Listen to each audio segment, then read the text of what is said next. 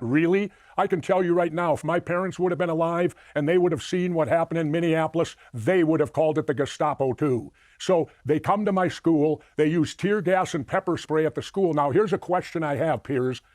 My Uncle Emil fought in World War I, and he was gassed. He came home, but his life was ruined. He could never do anything. What did they do? They outlawed it. Gas using chemical weapons became a war crime. Why is it that you can't use them on your enemy, but you're allowed to use them on your own people? Before we dive into this insane clip, drop a comment down below with your thoughts. And don't forget to hit like and subscribe so you never miss our daily political breakdowns. Former Minnesota governor, Navy SEAL veteran, and pro wrestling icon Jesse Ventura just went on Piers Morgan Uncensored and took direct aim at the White House. Ventura pulled zero punches, calling out Donald Trump over military service and issuing a direct challenge for his son, Barron Trump, to enlist before sending American troops to war. Let's watch this unfiltered interview in full and then stick around because I've got plenty to say about it at the end. Let me know your initial reaction and let's jump straight in. Well, Jesse Ventura is a former US Navy SEAL, a former professional wrestler, a former actor, and a former governor of Minnesota. We've had many memorable interviews over the years. I'm pleased to say he joins me again now. Jesse, how are you?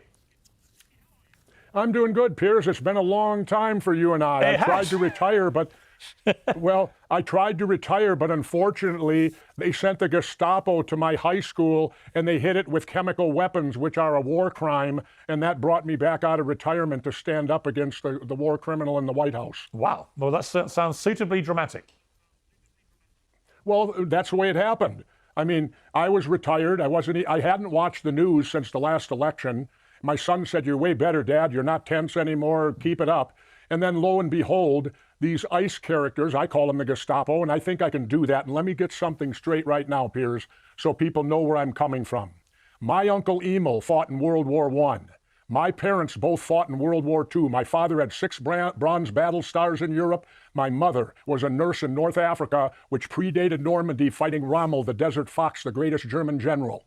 Both my parents were World War II veterans. My brother and I are both Vietnam veterans and member of the Navy UDT SEAL. We both did 2 tours to Southeast Asia. So everyone in my family is a war veteran. I wanted to get that out right now so it'll help with the things that I'm going to say to you in the moments to come.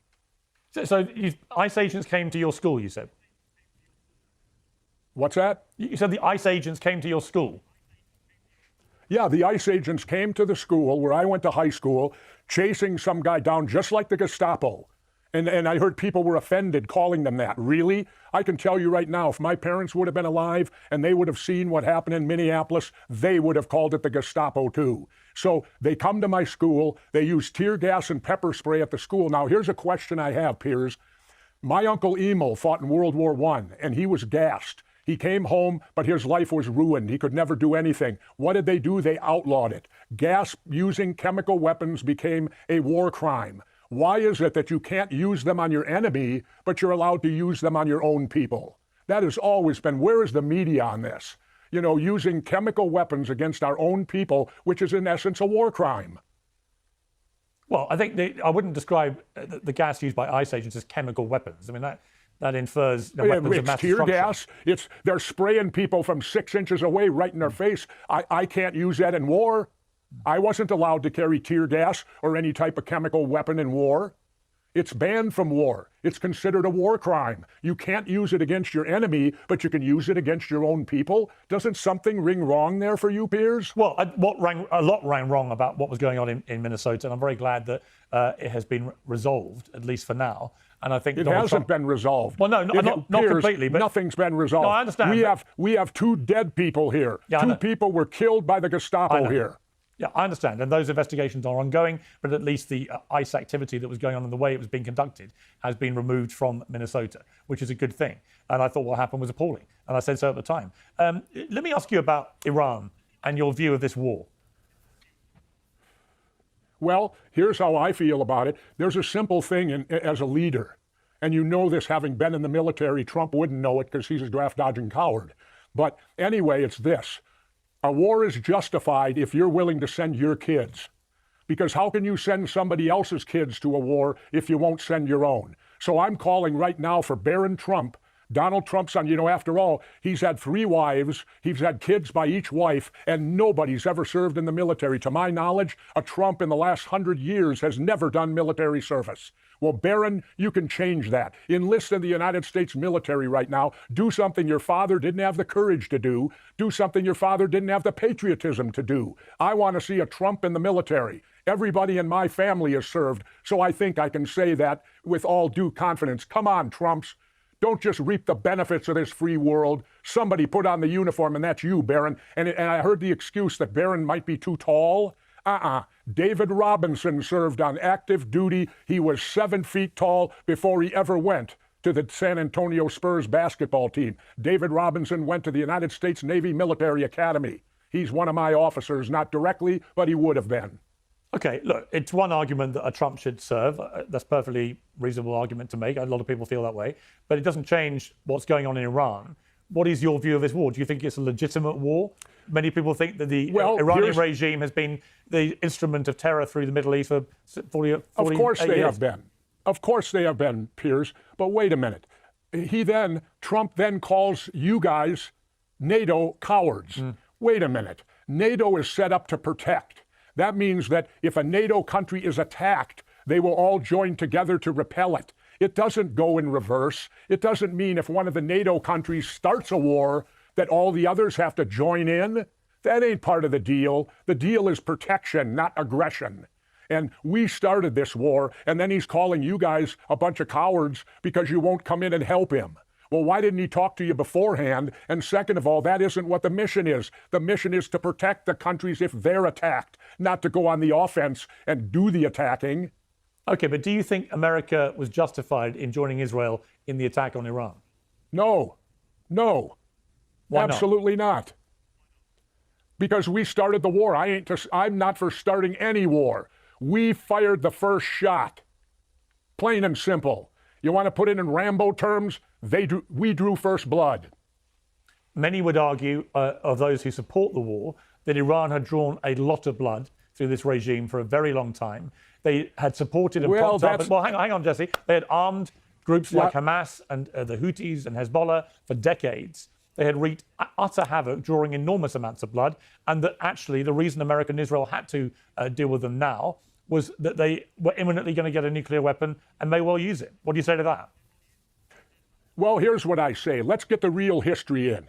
I listen to people like Congressman Lawler in New York. They all love to go back to 1979, the day the Ayatollahs took over. They conveniently don't go back to when I was alive. I'm a little older than them.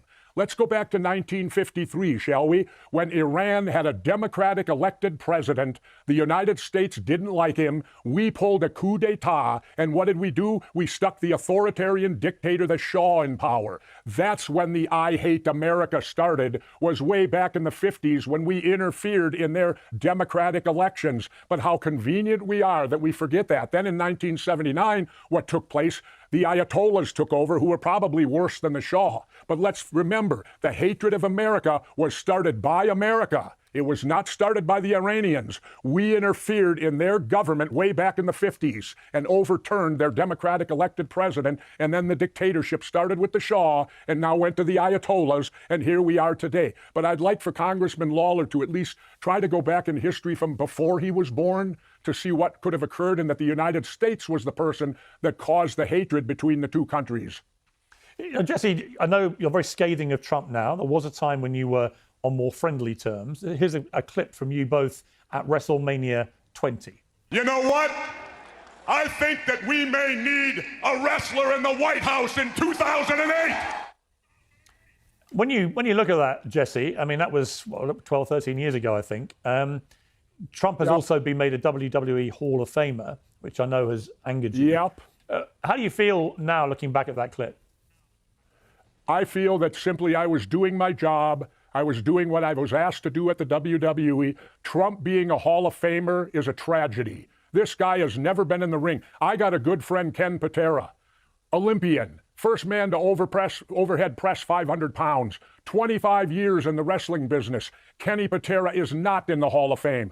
Donald Trump does not belong in the Wrestling Hall of Fame. He never earned it. You know what I had to do to get in the Pro Wrestling Hall of Fame? At one point in my career, I wrestled 63 consecutive nights in a row. That's how you get in the Hall of Fame. When I was referring to putting a wrestler in the White House, I was talking about me, not him. Really? That was a bit ambiguous. Absolutely. I was the former governor of Minnesota. I'm the only real former wrestler. I don't include him. He's only in the Hall of Fame because he stopped an investigation against Vince McMahon, a sexual stuff. Do you intend to run again for governor and therefore maybe president? I don't necessarily intend to run again, but I'm working on something that could send me straight to Washington and go face to face with this guy. Really? What, you would run for Plans president? may be in the works. I mean, he can't run for president again, so what would that involve? Well, you'll have to find out, wait and see. I'm not going to spill it here. You're not going to crash But I'll put it to you this way. Wait. Piers, I'll put it to you this way. We withstood the onslaught of the Gestapo in Minnesota. Well, I was taught in war to do this. You ensure that your backyard is secure. That's the first thing you do. Well, Minnesota's now secure. We've repelled the onslaught from Trump. Now it's time for us to go on the offense. So maybe it's time to send the Navy SEAL to Washington. Maybe it's time for a showdown between the Vietnam veteran and the draft dodger. Do you actually mean a physical confrontation? Or? No, but if he wants it, he's in the Hall of Fame. Let's both get in the ring. I mean, there is a UFC. After all, he's in the Hall of he's in the Hall of Fame, isn't he? Right. I mean, there is even though he's never ever had a match. Right. There is a UFC whole event going on imminently at the White House. Maybe they could extend it and have you against Trump. Do you think he'd have the guts to do that? Are you kidding me? Well, when he got shot, Jesse, to be fair to Trump, wait a minute, Piers. To be fair to Trump, when he got shot, I'm going to tell you. When he got shot, he got back up and said, fight. Oh, yeah, right. You ever hear of a blade job? Anyway. A blade? What, you think he was fake? Anyway, I don't know. Where's his scar today? Somebody died, literally, sitting behind him. I don't know. You know, come on, Piers. You're going to tell me this guy's a big hero now? I thought that day he was. That's what you're going to tell me? That day he was. Really? Yeah. Really? Yeah, he was. Yeah, well, then he accomplished what he wanted out of you guys. No, I think you can be heroic on one day and you can be less heroic on others. But if you ask me, was he heroic when he got shot? Yeah, and I think those who try to pretend he wasn't actually shot or anything, it's ridiculous. You're right. You know what I feel bad about was that if he'd have joined us in Vietnam, we might have won, huh? No. He could have put us. Why did he run and hide when he could have joined us and led us to victory? I don't think anything would have changed the fortunes of the United States in that war. Yeah, probably not, considered he called us all suckers, didn't he? What would you say to Trump if you had a chance to speak to him? I'd prefer not to speak with him.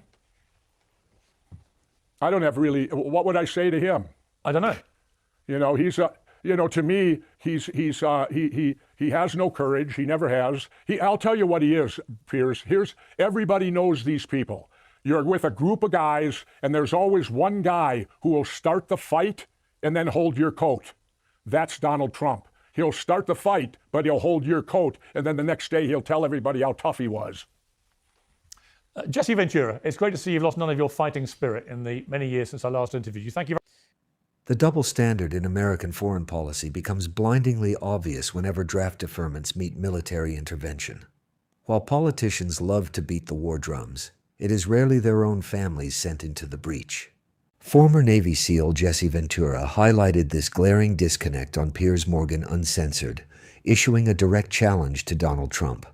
If he is truly prepared to send American troops into conflict, he should lead by example and have his son, Barron, enlist first. Ventura's comments expose a bitter reality. Historically, political leaders who are most eager to deploy young men and women abroad often have zero personal skin in the game. It is easy to project power and make aggressive military declarations when it is someone else's child carrying the rifle. What did you make of Jesse Ventura's fiery confrontational style against Piers Morgan? Drop your thoughts in the comment section below, slam that like button, and hit subscribe for more daily political breakdowns.